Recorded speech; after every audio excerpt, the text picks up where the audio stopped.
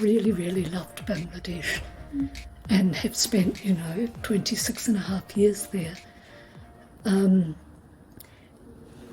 Once again, I was struck by the differences, the people. It was also not only cultural differences, Bangladesh, but we were a tiny, tiny minority.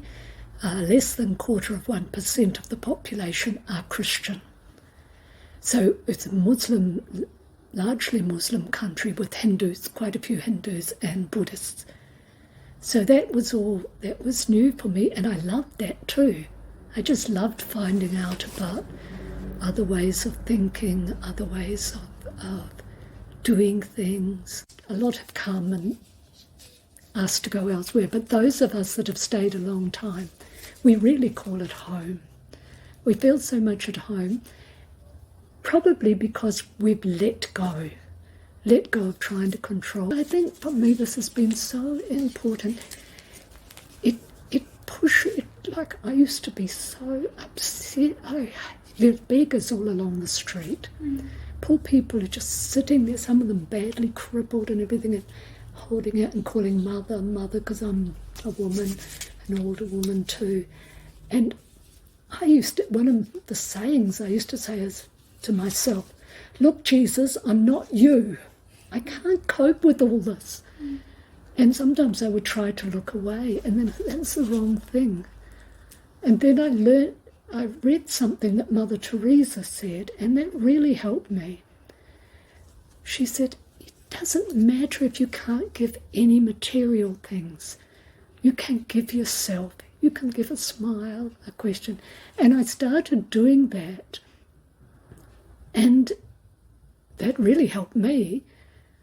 But it made a difference to these people because we became kind of really friends. Like children would run up to the little baby taxi and asking them, where's your mother? Where's Dad?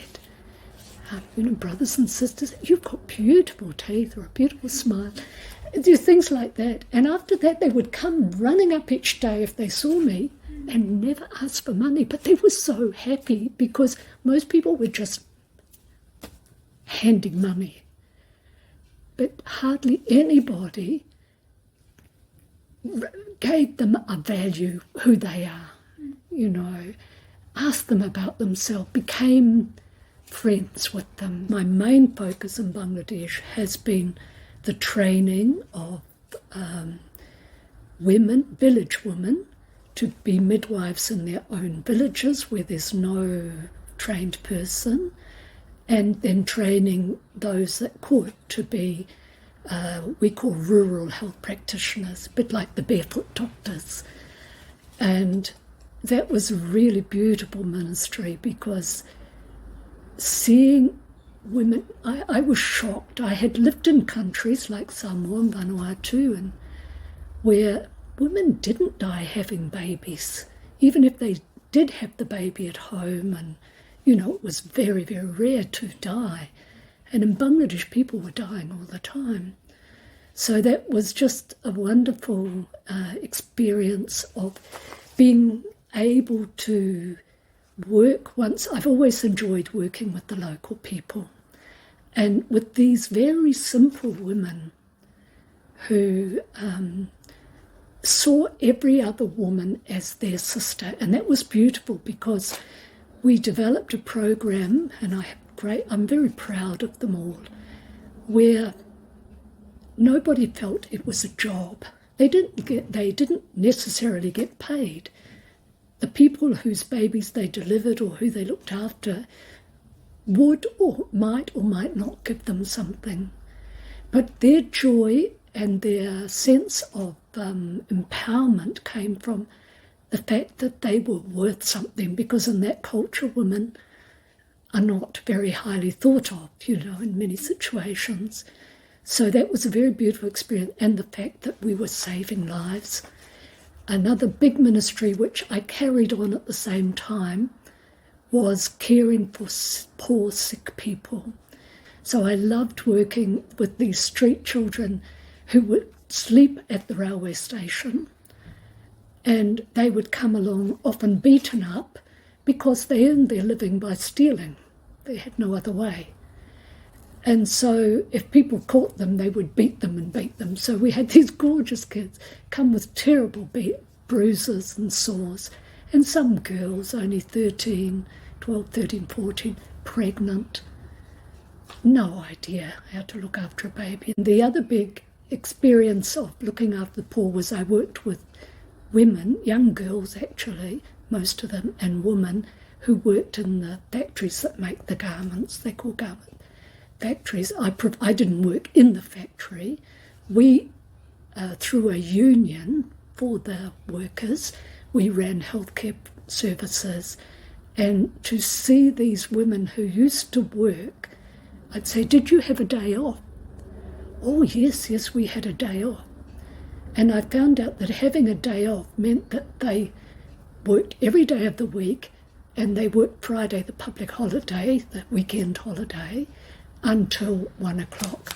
So that was a day off, finishing at 1, even though they worked most days from 8 till about 6 or 7 at night, and sometimes all night. So these were my kind of, what would you call, set ministries.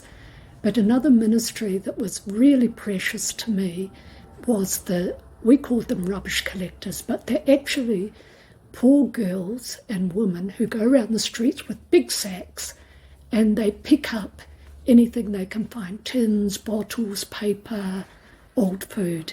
And when I saw them having to go and come, and it wasn't just me, it's our community was doing that, but I really loved them so much. We said, you can bring all your things back in front of our house. Our house opened onto the lane. There's no land. We have no land. And so they could put it there and sort out paper, everything they were going to then take and sell to these people who collected. And that's what they'd live on. It probably less than $1 a day they got. But these women became really part of our family, and these girls. We tried to teach them, they were all illiterate. We tried to teach them how to at least sign their name and to count up to 20, if possible to 100, so they could get a job in the garment factory, which is better than walking around the streets and being abused by boys and that. So they were really, really important ministries. And finally, the ministry, there were one that we started for ourselves as a SMSM. All the other ministries, I was actually working for other people, other organisations, working for them. But this one was for for a program. We called it Anondonia, which means the nest of joy. And it was for intellectually challenged and physically challenged children, because we had noticed, especially one of the Filipino sisters who used to go and visit those areas, that there were many handicapped children who were shut inside the houses because having a handicapped child was a sign of a curse of the family. They had done something wrong. So that also was something I couldn't be involved in full-time until the last couple of years, but it was something that I was always involved. All of us in community were involved. You asked about any favourite memories. A favourite memory, not one, many, many, many. And I think everywhere I've been, I really loved. I hated leaving it, but when I got to the next place, I loved that too. But I think very precious memories to me have been with these really poor people, and particularly, well, all of them, but I'll just give you one example. There was one of the slum people that we worked with too, little old man, we called him Grandad, and he used to come and collect our rubbish because there was no rubbish collection system. And he would take it to God knows where. We're not sure where he took it, and we paid him for it. And one day he came to me and he put his arms around my leg, and he only came, I'm only small, but he only came up to here. And he cried and cried and cried, and I said, "What's wrong, Grandad?" And he said, "Oh, Mr. Pepsi got robbed. He got robbed of it's 100,000 taka, which is probably $2,000. It's a lot of money. It's more than Dadu could even imagine, you know." And he said, he's crying and sobbing. He said, "How's he going to feed his children?" Mr. Pepsi was an extremely wealthy man, and Dadu had nothing. He, a couple of bits of cloth and old vegetables, and he lived by the railway line on these little squatter settlements right next to the lines. And it just struck me, here is this really, really poor man who suffers in every way, and he's so sorry for this very rich man who has a good house. And so I said to him, "Now look, Tatu, listen, don't you cry for Mr. Pepsi." We called him Mr. Pepsi because he owned the Pepsi factory. "Don't cry. You know, Mr. Pepsi, he's got a lot of money in the bank, so his children won't starve." Well, Dadu never been near a bank because he never had any, just had the money he earned each day. So those kind of things, and I could give you hundreds of them, which just show where real humanity lies. When I broke my foot and I had plaster on my leg, and the same thing, he came and he just put his arms around my leg and sobbed. And I said, "Tatu, don't you worry, I've got a plaster, a slab. If you broke your leg, what would you get?"